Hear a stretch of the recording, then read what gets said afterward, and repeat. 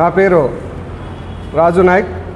నేను YSR CP ST cell జిల్లా ప్రధాన కార్యదర్శిగా పనిచేస్తున్నాను. ముఖ్యంగా ఈనాటి సమావేశానికి కారణం ఏమంటే, బడుగు బలహీన వర్గాల దేవుడు, మనందరి దేవుడైనటువంటి బాబాసాహెబ్ అంబేద్కర్ గారు రచించినటువంటి రాజ్యాంగం వల్ల ఈరోజు మన జిల్లాలో 2 ఎమ్మెల్యేలు అయినారు. వాళ్ళు అనుకోవచ్చు వాళ్ళ పార్టీ అధ్యక్షుడు టికెట్ ఇస్తే మేము ఎమ్మెల్యేలు అయినామని. కానీ వాళ్ళు గుర్తుపెట్టుకోవాల్సిన విషయం ఏమంటే, భారత రాజ్యాంగ నిర్మాత అంబేద్కర్ గారు రాజ్యాంగంలో ఎస్సీలకు 2 స్థానాలు కేటాయించడం వల్ల వాళ్ళు ఈరోజు ఎమ్మెల్యేలు అయినారు.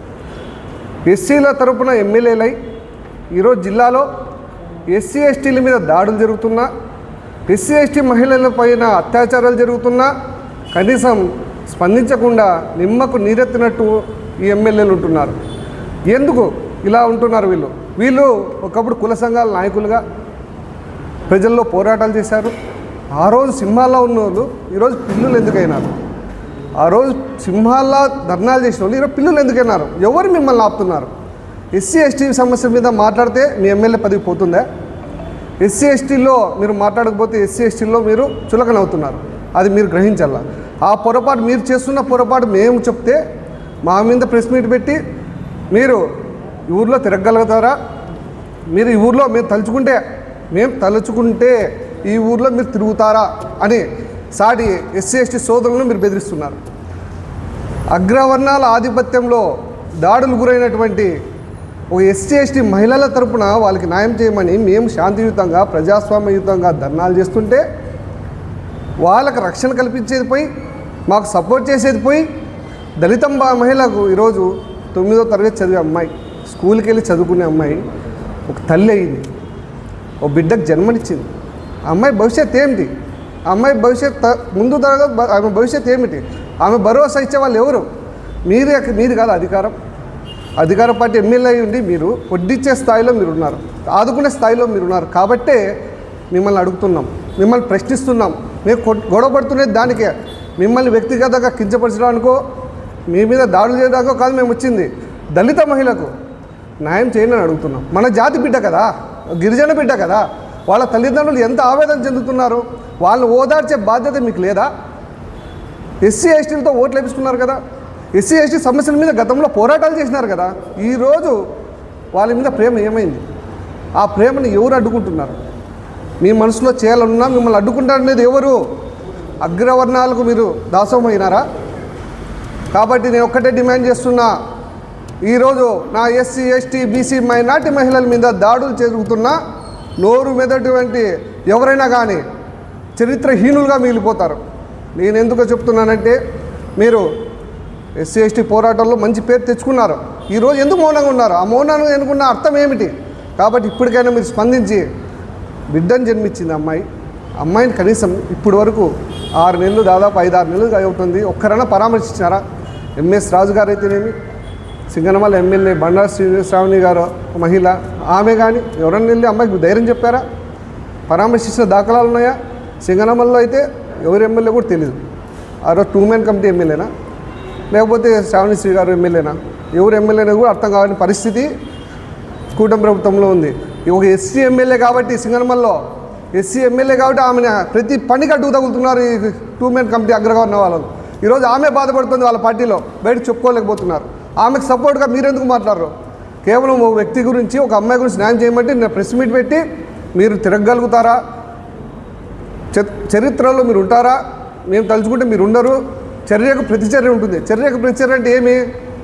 ఎవరన్నా మన హక్కులకు భంగం కలిగిస్తే అటువంటి చర్యలు చేపడితే వాళ్ళ ప్రతిచర్యగా మనం కాపాడడానికి ప్రతిచర్య చేయాలి. అంటే చర్యకు ప్రతిచర్య అంటే ఏమి? ఈ రక్త చరిత్ర సినిమాలో మాదిరి నరుక్కోవడమా చర్యకు ప్రతిచర్య అంటే? మనమంతా ఎస్సీ ఎస్టీ సోదరులు కదా. మనం ఎవరి కోసం పోరాడుతున్నాం? మన జాతి కోసం పోరాడుతున్నాం. మన జాతి ఆడబిడ్డల రక్షణ కోసం పోరాడుతున్నాం. ఈ రక్షణలో మీరు కూడా తోడుగా రావాల్సింది పోయి, ఒక వ్యక్తి నిన్న ప్రశ్నించారని చెప్పి సాగే చంద్రశేఖర్ అని ఆయన ప్రశ్నిస్తే ఆయన మీదే మీరు రివర్స్లో దాడులు చేస్తాం, జిల్లాలో తిరగనివ్వం అని బెదిరిస్తారా? ఆయన చేసిన పాపం ఏమైంది?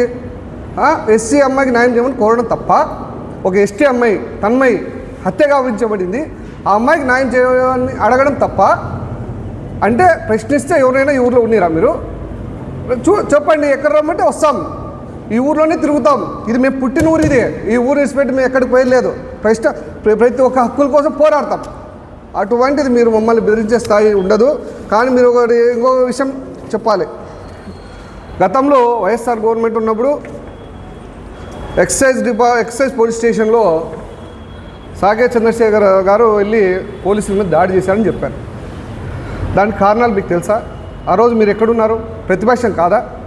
ఒక గిరిజన అబ్బాయిని ఏదో మొహరం వేడుకల్లో వాళ్ళు పీర్ల పండుగ చేసుకోవాలని ఆంధ్ర మద్యమే, కర్ణాటక మద్యం కాదు, ఎక్కడి నుంచో ఇంపోర్ట్ చేసుకునేది కూడా కాదు, ఏదో తలా 3 కోట్ల తీసుకొని వెళ్తుంటే 4 అబ్బాయిల్ని ఎక్సైజ్ పోలీస్ స్టేషన్ పిలిచిపోయి ఈ విధంగా ఇతను ఏమన్నా హత్య చేసినాడా, దోపిడీ చేసినాడా, రౌడీ షీటరా? ఈ విధంగా బంధించడానికి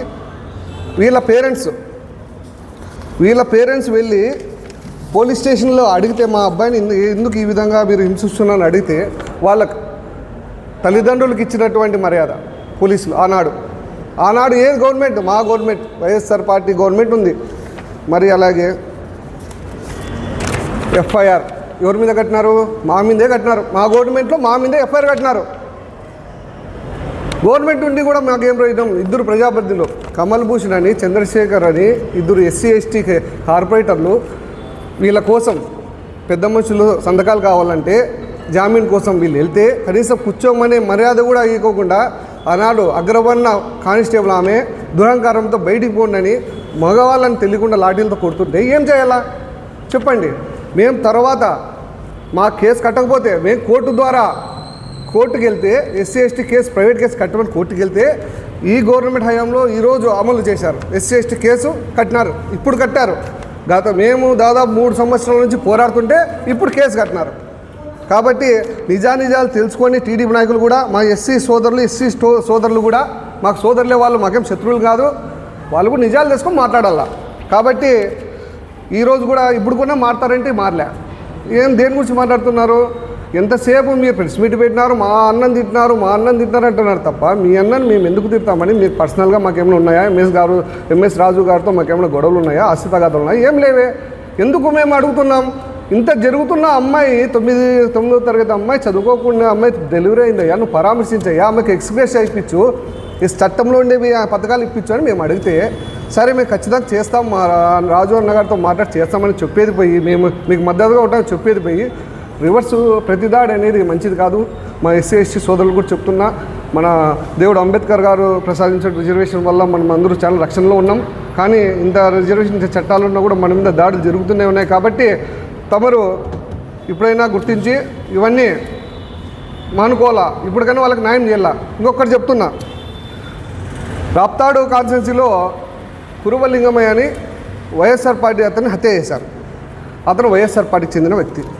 కానీ ఇక్కడ రాజకీయాలన్నీ శాశ్వతంగా ఉండవు, పదవులు అనేవి శాశ్వతంగా ఉండవు. కానీ పెనుగొండ మంత్రి గారు సబితమ్మ గారు, హిందూపూర్ MP గారు, పార్లమెంట్ సభ్యులైనటువంటి పార్థసారథి గారు హాస్పిటల్ దగ్గరికి వెళ్ళి ఆ కురువలింగమయ్య పార్థివ దేహానికి నివాళులు అర్పించి పూలహారం కూడా వేయడం జరిగింది. అంటే కురువ కమిటీ అని, వాళ్ళ కమిటీ అని చెప్పేసి. రాజకీయాలు చూడలే, ఏమీ చేయలేము మన మాదిరి. కాబట్టి వాళ్ళని కూడా మనం ఆదర్శంగా తీసుకోవాలా. ఈరోజు రాజకీయాలు ఉంటే పోతాయి, మన వాళ్ళని మనం కాపాడకపోతే ఎందుకు మనం రాజకీయం? కాబట్టి ఇప్పటికైనా మీరు తెలుసుకొని అమ్మాయిని పరామర్శించండి, ఆ అమ్మాయికి న్యాయం చేయండి, తన్మయ కుటుంబాన్ని ఆదుకోవాలని ST సెల్ ఆధ్వర్యంలో డిమాండ్ చేస్తున్నాం. నా పేరు Gujjala Shivayya, ST cell town ప్రెసిడెంట్గా ఉన్నాను. సూపర్ 6 అనే కూటమి ప్రభుత్వం అబద్ధాలు చెప్పి గద్దలు ఏదైతే ఎక్కిందో, ఈ సూపర్ 6 పథకాలను పక్కన పెట్టి ఓన్లీ కక్ష సాధింపులు మాత్రమే 15 నెలలు పరిపాలన చేస్తూ ఉన్నారు. ఈ పరిపాలన 15 నెలల్లోనే జనాల్లో తిరుగుబాటు వచ్చింది. మీకు గుణపాఠం చెప్పే రోజులు కూడా దగ్గరలోనే ఉన్నాయి. కాబట్టి సంక్షేమ పథకాలపైన మీరు గవర్నమెంట్ పరిపాలన చేస్తే ప్రజలు ఆదరిస్తారు, కానీ ఇలా కక్ష సాధింపుల పరిపాలన చేస్తే జనాలు ఇప్పటికే తిరస్కరించారు. మిమ్మల్ని రేపు రాబోయే స్థానిక ఎలక్షన్లో కూడా మీకు సరైన గుణపాఠం చెప్తారని చెప్పి మేమందరికీ మీ ద్వారా తెలియజేస్తా ఉన్నాం. Thank you. అందరికీ నమస్కారం. నా పేరు సాకే చిరంజీవి, వైఎస్ఆర్సీపీ ST సెల్ రాష్ట్ర అధికార ప్రతినిధి. మరి ఈ ప్రెస్ మీటు ముఖ్య ఉద్దేశం ఏమనగా మరి కూటమి ప్రభుత్వం వచ్చిన తర్వాత దళిత గిరిజనుల పైన దాడులు, అత్యాచారాలు, హత్యలు ఇవన్నీ కూడా మితిమీరిపోయినాయి. వీటిని పరిరక్షించడంలో ఉమ్మడి మరి కూటమి ప్రభుత్వం మరి విఫలమైందని మరి ఎస్టీసీఎల్ తరపున, అదేవిధంగా ఎస్సీసీఎల్ తరపున, యువజన విభాగం తరపున కూడా మరి ప్రభుత్వానికి డిమాండ్ చేస్తున్నాం. ఎందుకంటే అనంతపురం ఉమ్మడి జిల్లాలో మరి దళిత బాలికైన మరి సత్యసాయి జిల్లా రామగిరి మండలం 7 గుర్రాలపల్లిలో జరిగిన సంఘటన. ఎందుకంటే 9వ తరగతి చదువుతున్న దళిత మైనర్ అమ్మాయి పైన 14 మంది మరి యువకులు మరి సామూహిక అత్యాచారం చేస్తే మరి దాన్ని తీవ్రంగా ఖండించడం జరగలేదు ఈ ప్రభుత్వం. దాని మీద రక్షణ కూడా కల్పించలేదు. వీటన్నింటికి కూడా మరి ఎస్సీసీఎల్ తరపున మరి పూర్తిగా ఖండిస్తున్నాం. అదేవిధంగా అనంతపురం పట్టణంలో మరి ఎరుకల తన్మయి అనే అమ్మాయికి కూడా హత్యాయత్నం చేయడంతో, ఘోరంగా హత్యాయత్నం చేయడంలో కూడా మరి జరగడం జరిగింది. వీటిని కూడా రాష్ట్ర ప్రభుత్వం ఇంతవరకు కూడా ఎటువంటి చర్య తీసుకోకుండా అది సాకుగా చూపుతున్నారు అంతే తప్ప ఏది ఇది చేయలేదు. వీటి మీద తక్షణం గవర్నమెంట్ ఎస్సీ అట్రాసిటీ కేసు నమోదు చేసి నిందితులను వెంటనే రిమాండ్కు తరలించాలా. అదేవిధంగా మరి బాధితులకు రావాల్సిన ఎస్టికేషియా కూడా చెల్లించాలా. అదేవిధంగా మరి మొన్న వచ్చిన మహిళా కమిషన్ దృష్టికి కూడా తీసుకోవడం జరిగింది. మరి అదేవిధంగా రాష్ట్రంలో మరి గిరిజనులకు రావాల్సిన, ఎస్సీలకు రావాల్సిన సంక్షేమ పథకాలు కూడా పూర్తి స్థాయిలో రావడం లేదు. అదేవిధంగా మాకు కావాల్సిన సబ్సిడీ నిధులు కూడా మాకే మళ్ళీ ఖర్చు పెట్టడం లేదు. ప్రభుత్వం వచ్చినప్పుడు మరి ఓట్లు వేసుకున్నప్పుడు గిరిజనులు, ఎస్సీల ఓట్లతో వాళ్ళు గద్దెనెక్కి మరి వాళ్ళు ఇప్పుడు ఏది చేయాలన్నా కూడా వాళ్ళు వెనకాడుతున్నారు. సంక్షేమ పథకాలు పూర్తిగా నిర్లక్ష్యం వహిస్తున్నారు. అంతేకాకుండా మరి గిరిజనుల మానబాణాలు కూడా రక్షణ కరువు అయింది ఈ ప్రభుత్వంలో. అంతేకాకుండా భారత రాజ్యాంగం ద్వారా మరి మనకు రావాల్సిన, రాజ్యాంగంలో పొందుపరిచిన మరి దాని ద్వారా మరి 2 ఎస్సీలకు ఈ ఉమ్మడి జిల్లాలో మరి ఎమ్మెల్యే సీట్లు రావడం జరిగింది. ఆ క్రమంలో కూడా మడకశిర, సింగనమల నియోజకవర్గాల్లో కూడా వాళ్ళు రావడం జరిగింది, గెలవడం జరిగింది. సింగనమలకు సంబంధించి మరి అదేవిధంగా మడకశిరకు సంబంధించి ఎంఎస్ రాజు గారు కూడా మరి ఎమ్మెల్యేగా గెలవడం జరిగింది. మరి ఈ దళిత గిరిజనులకు అన్యాయం జరుగుతుంటే మరి ఈ ఎంఎస్ రాజు గారు, ఎమ్మెల్యే గారు మరి ఎందుకు మరి నోరు మెదపడం లేదు? అక్కడ పోయి మరి నిందితులను ఎందుకు గట్టిగా ఇది చేయడం లేదు? అదేవిధంగా మరి అక్కడ 14 సంవత్సరాల మైనర్ బాలికకు అదేవిధంగా ఆమెకు రక్షణకు ఎందుకు కల్పించలేకపోయినాడని కూడా మరి ఎస్టీసీఎల్ తరపున ఆయన్ను ప్రశ్నిస్తున్నాం. అంతేకాకుండా భవిష్యత్తులో మరి వేరే ఏది ఇది జరిగినా కూడా ఆయన ముందు వరుసలో ఉండి కూడా చేయాల్సిన అవసరం ఎంతైనా ఉందని కూడా ఆయనకు తెలియజేస్తున్నాం. అదేవిధంగా రాష్ట్రంలో గిరిజనుల పట్ల, దళితుల పట్ల మరి మీరు ప్రాతినిధ్యం వహిస్తున్నారు కాబట్టి ఇప్పటికైనా కూడా ఇది చేయాలా. గతంలో కూడా మరి అనేక విషయాల మీద కూడా ఇది చేయడం జరిగింది. త్వరలో కూడా రాష్ట్ర వ్యాప్తంగా దళిత గిరిజనుల ఏకమై మరి వైఎస్ఆర్సీపీ ఎస్టీసీఎల్ తరఫున మరి టీడీపీ మీద పోరాటం చేసేదానికి సిద్ధంగా ఉన్నామని కూడా తెలియజేస్తున్నాం మిత్రులారా.